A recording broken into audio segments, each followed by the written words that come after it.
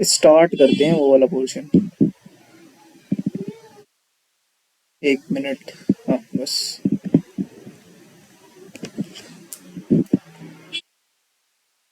अब ना क्या है, जैसे कुछ पोर्शन है उसमें है डी मल्टीप्लेक्सिंग। डी मल्टी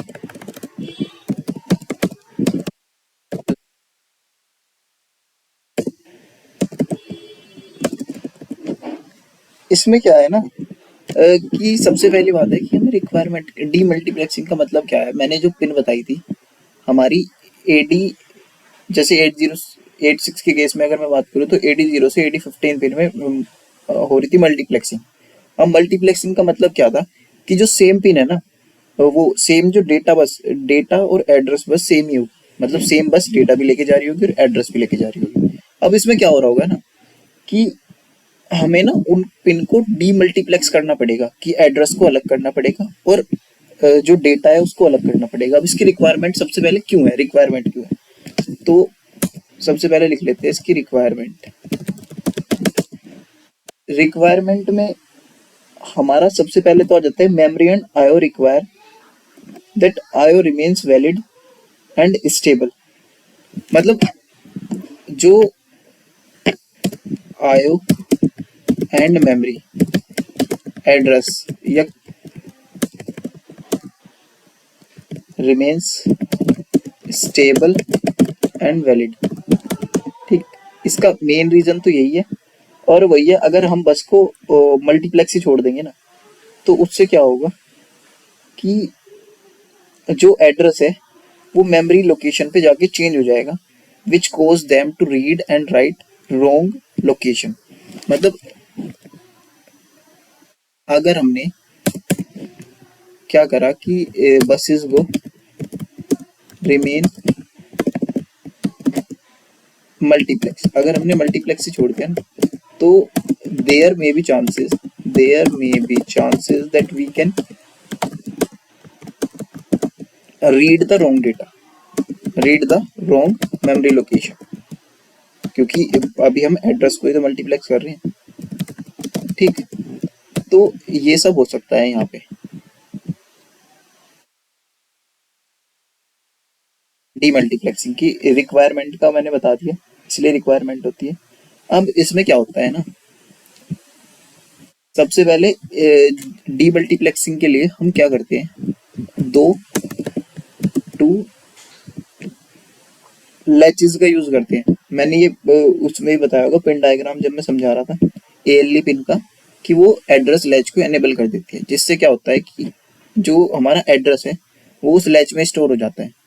तो हम वही है कि ना हम दो ट्रांसपेरेंट लैच का यूज करते हैं, ट्रांसपेरेंट लैचेस का यूज करते हैं। अगर मैं इनका नंबर बताऊं तो ये है 74LS373। इनको इनका यूज करते हैं हम लैचेस का। ये लैचेस क्या काम करती है, ये जो अब ये लैचेस क्या काम करती है, ये लैचेस हमारा जो एड्रेस है ना, एएलई पिन पे जैसी लॉजिक 1 आएगा तो जितना भी एड्रेस इनपुट होगा उसको आउटपुट में डाल देगी। ठीक, और फिर एएलई पिन दोबारा से लॉजिक 0 पे चली जाएगी। ठीक, उस टाइम फ्रेम में क्या हो रहा होगा कि अब जो बसेस हैं वो डेटा ले लेगी और डेटा को माइक्रो प्रोसेसर तक लेके चली जाएगी।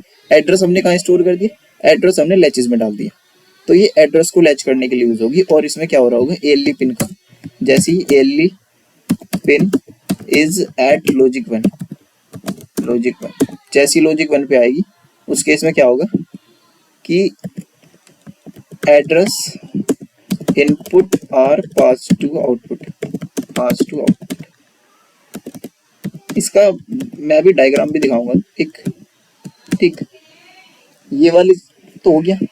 अब इसमें आता है हमारा डायग्राम। अब 8086 में अलग होगा, 8088 में अलग होगा। ठीक, वो कैसे होगा अभी मैं बताता हूँ। जैसे ये है हमारा, ठीक, इसमें क्या है कि ये हमारा 8088 का डायग्राम है। मैं तुम्हें डायग्राम समझाता हूँ। हमें पता है 8088 में क्या है कि ना जो डेटा बस का साइज है वो हमारा 8 बिट का है बस। ठीक, तो AD1 से AD7 तक, वो AD0 से AD7 तक क्या हो रहा होगा, मल्टीप्लेक्सिंग हो रही होगी। पहली मल्टीप्लेक्सिंग तो यहाँ पे है, और दूसरी मल्टीप्लेक्सिंग कहाँ पे है कि A16 से A19 तक इस वाले पोर्शन में हो रही है ना। ये हमारे दो पोर्शन है जहाँ पे मल्टीप्लेक्सिंग हो रही है।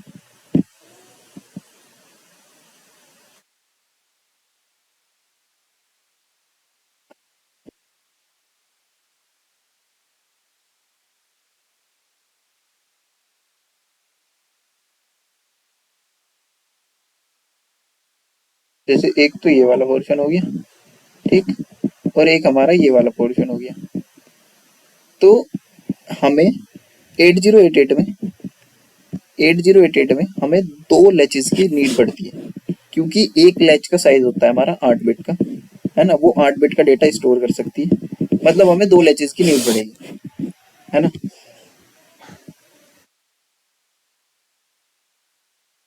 एक लैचेस की नीड यहाँ पे पड़ेगी, एक लैचेस की यहाँ पे पड़ रही होगी। ये है ना, ये रही 1373, ये रही 1373, ये रही, जो कि 8 बिट तक, यहाँ पे ये 4 बिट को कर रही है। देखो क्या हो रहा है कि जैसे ही इससे हमारा एड्रेस पास हो रहा होगा, वो फिर ये एड्रेस को स्टोर कर लेगी। जैसे इसमें अच्छे से दिखा रखा है कि यहाँ पे एड्रेस और डेटा दोनों आ रहे थे, ये कनेक्टेड है ऐसे वायर, और फिर जब आउटपुट जो आया ना, उसमें सिर्फ हमें एड्रेस मिल गया ना, ये हमारा एड्रेस एड्रेस वाला पोर्शन मिल गया। तो ये काम होता है लैचेस का, कि वो एड्रेस को अलग स्टोर कर लेती है और उसको अलग, बस। तो ये डायग्राम तो हो गया हमारा 8088 का, ठीक। फिर है हमारा 8086 का डायग्राम, जो ये है हमारा 8086 का डायग्राम। अब इसमें देखो, इसमें क्या हो रहा है कि ना, हमें पता है इसमें डेटा बस का साइज 16 बिट का होता है।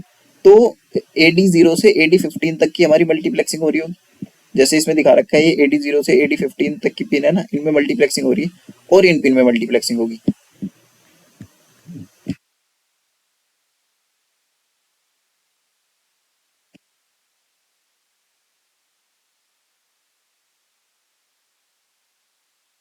तो हमारी एक तो इन पिन में हो रही होगी मल्टीप्लेक्सिंग, यहाँ तक बस AD0 से AD15 तक, और एक इन पिन में हो रही होगी। अब इसमें क्या है ना कि स्टेटस अलग निकल जाएगा और एड्रेस अलग स्टोर हो जाएगा, ठीक। और सेम यहाँ पे भी हो रहा है कि यहाँ से लैचेस क्या कर रही है, एड्रेस को अलग स्टोर कर ले रही है ना। ये सारे एड्रेस आ गए हमारे अलग से, ये जितने भी है एड्रेस आ गई। जैसे ये लैचेस से पास हुए ना, तो ALE पिन पे ये भी दिखा रखा है, ये ALE पिन से दोनों कनेक्टेड है। जैसे ही ALE पिन पे हमारा लॉजिक 1 आया, या ALE पिन लॉजिक 1 नहीं कह सकते, मतलब ALE पिन जैसी एक्टिव हुई, एक्टिव वो 1 पे होगी, हाँ जनरली तो वैसे 1 पे ही होगी एक्टिव। तो ठीक है, जैसे ही ALE पिन पे 1 आया, ये एक्टिव हुई, तो इसने दोनों लैचेस को एक्टिव कर दिया। लैचेस को एक्टिव करने का मतलब क्या है, इन पे जो भी इनपुट आ रहा होगा ना, ये आ रहा है इनपुट, यहाँ से कुछ इनपुट आ रहा है, यहाँ से आ रहा है, यहाँ से, मतलब जो भी इन पे इनपुट आ रहा होगा, वो हमारा आउटपुट में पास हो जाएगा और स्टोर हो जाएगा, और फिर ALE पिन इनएक्टिव हो जाएगी उसके बाद, ठीक। बस यही था। इससे क्या हो रहा होगा ना कि हमारा एड्रेस अलग हो जाएगा और डेटा अलग हो जाएगा, ठीक। तो बस उसी के लिए करते हैं ये हम, जो मल्टीप्लेक्सिंग वाला पोर्शन होगी। अब मतलब डीमल्टीप्लेक्सिंग, ये तो होगी जो सिस्टम बफर्ड नहीं है उसके लिए होगी, ठीक। ये हमारे बफर्ड सिस्टम नहीं है। इस बफर्ड सिस्टम का मतलब क्या है, बफरिंग उन सिस्टम में होती है जिनका लोड, किसी भी पिन पे लोड अगर 10 यूनिट से ज्यादा का हो जाए, तो उसमें होती है हमारी बफरिंग। अब मैं बफरिंग और बता देता हूँ एक बार, बफरिंग में क्या होता है, ठीक।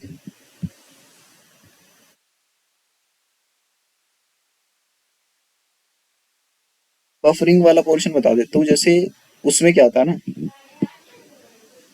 ये नहीं, अब मैंने ये तो बता ही दिया ऑलरेडी कि अगर 10 यूनिट से ज्यादा का किसी भी पिन पे, किसी भी जो बस पिन है, मतलब ये जो एड्रेस बस की, या ये जो जितनी पिन है, अगर किसी भी पिन पे हमारा 10 यूनिट से ज्यादा का लोड आ जाएगा, तो बफरिंग एक्टिव हो जाएगी, है ना। मतलब एक्टिव नहीं, उस सिस्टम में ना हमें बफर्ड करना ही पड़ेगा उस सिस्टम को। बफर्ड सिस्टम, बफर का मतलब क्या है, बफर का मतलब है कि मैंने ऑलरेडी बताया बफर का, कि बफर क्या करता है हमारा, एड्रेस को वो जो उससे जो भी डेटा पास होता है वो उसे एज इट इज पास करा देता है, उसमें कोई भी चेंजेस नहीं लाता। हम माइक्रो प्रोसेसर में बस बफर का यूज करते हैं, बस एज ए मिडल में। ठीक, अब इसमें क्या हो रहा है, मैंने जो ऑलरेडी बताया था, जो जो क्वेश्चन बताया था, ये हमारे 8088 की बात कर रहे हैं हम पहले, तो फुल्ली बफर्ड सिस्टम है 8088 का। ठीक, तो मैं एक बार इसको एक्सप्लेन करता हूँ, अभी रुक जाओ बस। जैसे इसमें क्या हो रहा है, हमें ये वाला पोर्शन तो समझ में आ रहा होगा, ये वाला मैं ऑलरेडी अभी पिछले में बता दिया, ये और हमारा ये वाला पोर्शन। ठीक, ये तो 373 है, तो इसमें ये मैंने ऑलरेडी बताया था, ये क्या है 74LS373, दो लैचेज है। लैचेज क्या कर रही है, हमारे एड्रेस को स्टोर कर रही है बस। ठीक, जो डेटा और एड्रेस में मल्टीप्लेक्सिंग हो रही थी ना, ये सिर्फ एड्रेस को स्टोर कर ले रही है, डेटा फिर बस इससे पास होगा। ठीक, तो ये वाले पोर्शन तो इन दोनों का तो समझ आ गया, ऑलरेडी हमने कर लिया कि ये हमारी सिर्फ एड्रेस को कर दे रही है बस, ये दोनों तो हमारी कवर्ड होगी। फिर आता है हमारा इन्हीं पिन में ना, ये जो पिन है हमारी 80 से 87, यहाँ पे मल्टीप्लेक्सिंग हो रही थी। अब इन्हीं पिन में हमने एक ये लगा दिया बफर, ये कौन सा बफर है 245 बफर, और ये कौन सा बफर है 244 बफर, मतलब वही है 74LS244। तो इसमें हमारे दो 244 बफर का यूज हो रहा होगा। बफर मतलब कि वही है, बफर हम सिर्फ डेटा को पास कराने के लिए यूज होगा, क्योंकि पिन पे किसी भी पिन पे अगर लोड ज्यादा आ गया ना, तो उस केस में हम बफर का यूज कर रहे होते हैं, 10 यूनिट से ज्यादा का लोड आ गया। अब दो तो हम कर रहे होंगे 244 का यूज, एक 244 होगी पहली, दूसरी 244 होगी, है ना। अब इसमें क्या हो रहा है, यहाँ पे सिर्फ एड्रेस था, यहाँ पे कोई मल्टीप्लेक्सिंग नहीं थी, यहाँ पे सिर्फ हम एक बफर का यूज करेंगे और उस बफर में डेटा स्टोर कर लेंगे। ठीक, उस बफर ने क्या करा, डेटा स्टोर कर लिया, ये होगी हमारी बफर्ड एड्रेस बस। ठीक, फिर हमारी ये है 244 है, इसमें क्या हो रहा होगा IOM और रीड राइट, ये तीनों मेनली स्टोर हो रही होगी। ठीक, कौन कौन सी पिन, IOM और रीड राइट का जो भी मतलब इन पे डेटा पड़ा होगा, लॉजिक 0 होगा या 1 होगा, वो सब इस वाले बफर पे स्टोर होगा। ठीक, ये क्या है बफर्ड कंट्रोल बस, ये क्या थी बफर्ड एड्रेस बस। तो यहाँ पे एड्रेस बस होगी, मतलब एड्रेस बस पे बफरिंग लगा दी, और यहाँ पे कंट्रोल सिग्नल है हमारी, इन्हें बोलते हैं control signal, IOM read write, ये हमारे होते हैं कंट्रोल सिग्नल, 8086 या फिर 8088 दोनों में होते हैं। तो कंट्रोल सिग्नल पे हमने एक जो बफर होगी, जब बफरिंग करेंगे हम कंट्रोल सिग्नल पे तो उसको बोलेंगे बफर्ड कंट्रोल बस, और जब बफरिंग करेंगे एड्रेस सिग्नल पे उसको बोलेंगे हम एड्रेस बफर्ड एड्रेस बस। ठीक, फिर ये दोनों इनका काम क्या है कि ये एज इट इज बस इनकी वैल्यू को स्टोर कर लेंगे, है ना। जैसे 244 हमारी सिर्फ वैल्यू स्टोर कर ले रहा है और ये सिंगल डायरेक्शन बफर है बस। ठीक, और ये क्या कर रहा है, ये भी हमारी वैल्यू को स्टोर कर ले रहा है, एड्रेस की वैल्यू, है ना। फिर हमारा क्या हो रहा है,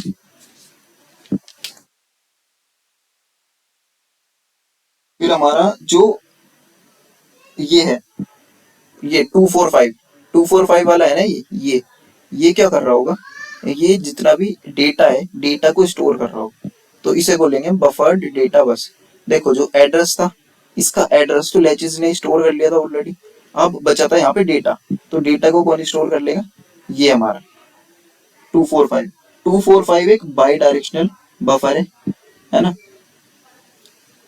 जो 245 है एक बाई डायरेक्शनल बफर है, और इसकी जो डायरेक्शन है वो कंट्रोल होगी DT/R और डेटा एनेबल सिग्नल के थ्रू।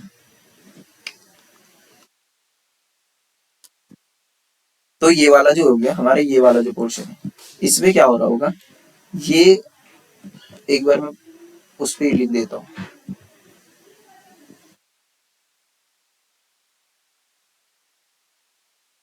तो जो हमारे 74LS245 बफर है, ये हमारा एक बाई डायरेक्शनल बफर है, बाई डायरेक्शनल बफर है। ये क्या करता है, ये हमारा डेटा को स्टोर करता है। ठीक, डेटा स्टोर करता है, और हमारा ये इसकी जो डायरेक्शन है, डायरेक्शन इज कंट्रोल्ड बाय एक तो DT/R पिन करेगी, है ना, और एक कर रही होगी हमारी data enable pin. Data enable pin का मैंने बताया था, डेटा एनेबल पिन क्या करेगी, बफर को एक्टिव कर देगी। तो ये इस बफर को क्या करेगी, एक्टिव करेगी, एक्टिव द बफर, है ना। और जो हमारी DT/R है, ये क्या बताएगी, ये बताएगी हमारी, मैंने इसका भी ऑलरेडी बताया, ये पिन हमारी बता रही होगी कि डेटा माइक्रो प्रोसेसर से मेमोरी की साइड जा रहा होगा या मेमोरी से माइक्रो प्रोसेसर की तरफ आ रहा होगा, या वो उल्टा वो भी हो सकता है, आईओ डिवाइस होगा अगर इन्वॉल्व, तो आईओ से मेमोरी की तरफ आ रहा है या मेमोरी से आईओ की तरफ से, वो आईओ से माइक्रो प्रोसेसर की तरफ आ रहा है या माइक्रो प्रोसेसर से आईओ की तरफ जा रहा है, वो इस पे डिपेंड करेगा। अगर DT में हम 1 लॉजिक होगा, तो उस केस में क्या हो रहा होगा कि डेटा ट्रांसमिट, मतलब माइक्रो प्रोसेसर से डेटा ट्रांसमिट हो रहा होगा, राइट लॉजिक परफॉर्म हो रहा होगा। तो इस केस में क्या होगा, जो बफर है, बफर की डायरेक्शन होगी हमारी मेमोरी की तरफ, मेमोरी में जा रहा होगा, मतलब माइक्रो प्रोसेसर से मेमोरी की तरफ जा रहा होगा डेटा, ठीक। और अगर 0 हो गया, इस पे पिन पे 0 होगा, तो उस केस में क्या होगा, मेमोरी टू माइक्रो प्रोसेसर जा रहा होगा, ठीक। बस यही था इस बफर का, जो 72LS245 है। तो 245 का ये काम है। अब हमने जैसे हमने देखा 8288 फुल सिस्टम बफर देखा, अभी हमने फुल सिस्टम बफर। तो इसमें हमने क्या क्या चीज देखी, सबसे पहले हमने देखी कि लैचेस यूज हो रही थी, 2 लैचेस यूज हो रही थी। कौन सी लैचेस थी, इनका नाम था 74LS273, नहीं 373, ये 2 लैचेस यूज थी, है ना, 2 लैचेस थी 373। फिर अब कुछ बफर थे, जैसे एक बफर हमारा यूज हो रहा था, एक बफर यूज हो रहा था, कौन सा बफर था, 244 बफर था। ये किस लिए यूज हो रहा था, एक बफर हमारा यूज हो रहा था 244 मेमोरी कंट्रोल सिग्नल के लिए, मतलब जो कंट्रोल सिग्नल है ना उनके लिए। तो buffer control bus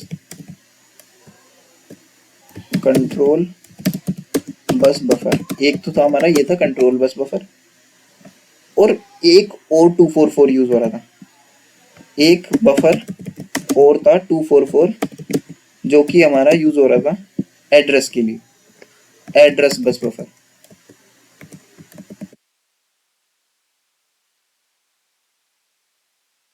address bus buffer, ठीक। तो हमारे दो बफर कौन से होंगे, 2 244 बफर होगी, ठीक। फिर था हमारा एक बफर था जो मल्टीप्लेक्सिंग में यूज हो रहा था डेटा के लिए, डेटा बस बफर था, है ना, ये कौन सा था 245। तो एक हमारा ये डेटा बस बफर हो गया, डेटा बस बफर हो गया, ठीक। अब हमें पता चल गया कि टोटल कितने बफर यूज हो रहे थे इसमें, 2 4 और एक 5 5 बफर यूज हो रहे थे टोटल हमारे 5 बफर्स यूज हो रहे थे इसमें। सबका हमें पता चल गया कौन से कितने बफर थे, कौन कौन से थे। तो ये होगी 8255, वो 8288 फुल सिस्टम बफरिंग, ठीक। अब आते हैं हम नेक्स्ट पे, नेक्स्ट क्या था हमारा, अब 8288 में क्या हो रहा होगा वो भी देख लेते हैं एक बार। तो ये है हमारा 8288 वो सॉरी 8288 बता रहा हूँ मैं, मतलब 8088 हमारा हो गया। अब 8086 में आते हैं, 8086 में क्या हो रहा होगा, तो इसमें बफरिंग वाला जो पार्ट है, इसमें हमारा क्या है कि 16 यही है, मतलब यहाँ पे लैचिंग का यूज हो रहा है क्योंकि मल्टीप्लेक्सिंग हो रही है, तो 2 लैचेस का यूज हो रहा है, 373 और 373, 2 लैचेस का यूज हो गया। और एक हमारी यहाँ पे भी तो मल्टीप्लेक्सिंग थी ना, तो ये मल्टीप्लेक्सिंग वाली सीन हो गया यहाँ पे, मतलब मल्टीप्लेक्सिंग के टाइम पे ये यहाँ पे यूज हो रहा है 3 लैचेस का, ठीक। कौन कौन सी, एक 3 मतलब 373 लैचेस का यूज हो रहा है।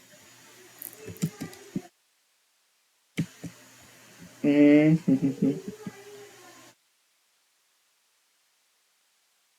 तो इसमें एक बार लिख लेते हैं, फुल सिस्टम बफरिंग ऑफ 8086 में क्या हो रहा होगा कि हमारे तीन तो लैचेस का यूज हो रहा है। तीन लैचेस कौन कौन सी है? 373 है। इसमें वही पूरा नाम इनका वही होता है, 74LS और 373। तो तीन लैचेस 373 की यूज होगी। ये सिर्फ डी मल्टीप्लेक्सिंग कर रही है, जो कि क्या कर रही है, डी मल्टीप्लेक्सिंग। ठीक, फिर हमारी एक लैच तीन तो ये वाली होगी, और सेम जैसा इसमें बफर यूज हो रहे थे ना, ऐसी उसमें भी बफर यूज हो रहे होंगे। अब कौन कौन से बफर होंगे वो दिखाता हूँ। जैसे इसमें एक बफर तो वही हो गया आईओ कंट्रोल लॉजिक के लिए होगा, जो कंट्रोल मेमोरी कंट्रोल सिग्नल है उसके लिए 244 बफर हो गया। फिर बस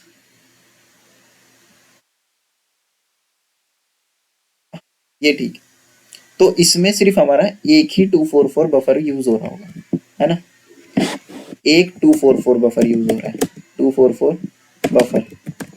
ठीक, इसका काम क्या था, वही ये हमारा सिर्फ या तो यहाँ पे दिए बताने रखा मैंने, कंट्रोल बस बफर है, या तो कंट्रोल बस लॉजिक को स्टोर कर रहा होगा या फिर एड्रेस बस को, एड्रेस बिट को स्टोर कर रहा होगा। लेकिन अब इस बार क्या हो रहा है ना, एड्रेस बिट हमारी ऑलरेडी लैचेज स्टोर कर रही है। ये लैचेज ने स्टोर कर लिया ना ऑलरेडी, तीन लैचेज, क्योंकि 8 8 बिट की लैचेज होती है। तीन लैचेज में हमारा 20 बिट का एड्रेस ऑलरेडी स्टोर पड़ा है। यहाँ पे हमारा एड्रेस पड़ा है, टोटल एड्रेस। ठीक, और जो 1244 बफर था इसमें, इसने क्या करा, मेमोरी कंट्रोल सिग्नल का, मेमोरी कंट्रोल सिग्नल जो थे उनको स्टोर कर रखा है, स्टोर कर रखा है उनको। ठीक, फिर इसमें हो गए दो दो हमारी 245 बफर होगी। ये क्या कर रहे होंगे, जो दो 245 बफर है ना, ये हमारे वही जो एड्रेस, उसमें क्या था, मतलब एड्रेस और डेटा की मल्टीप्लेक्सिंग थी ना, AD0 से AD15 तक। तो एड्रेस तो हमने भेज दिया उसमें, लैचिंग करके लैचेस में भेज दिया एड्रेस। अब जो डेटा बचा है ना, डेटा को स्टोर कर रहे होंगे ये बफर, और वही ये बाई डायरेक्शनल बफर होंगी, बाई डायरेक्शनल बफर होंगी, जो कि हमारे डेटा को स्टोर कर रहे होंगे, है ना। बाई डायरेक्शनल बफर होगी, डेटा को स्टोर कर रहे होंगे बस। और इनकी डायरेक्शन डिपेंड करेगी DEN पिन पे और हमारा DT/R पिन पे, बस। ये मैंने ऑलरेडी बता दिया था 8086 के केस में। तो ये हो गया हमारा। ठीक, इसके बाद जो हमारा आता है ना, अब हमें ये पता चल गया कि बफरिंग पहली बात तो क्यों कर रहे हो। जब भी हमारी किसी बिट पे लोड 10 यूनिट से ज्यादा का आ जाएगा तो हम बफरिंग का यूज कर रहे हैं, बफर का यूज कर रहे हैं। ठीक, वो लोड्स को डिक्रीज कर देगा, वो जैसे मतलब मिडल मैन की तरह काम करेगा, वो हो जाएगा। ठीक, तो हर एक जैसे 8088 में बफर कौन कौन से होते हैं वो सब मैंने बता दिया। फिर हमारा 8086 में बफर कौन कौन से होते हैं वो मैंने बता दिया। इसके बाद आता है हमारा timing diagram. Timing diagram next video में देखते हैं, है ना।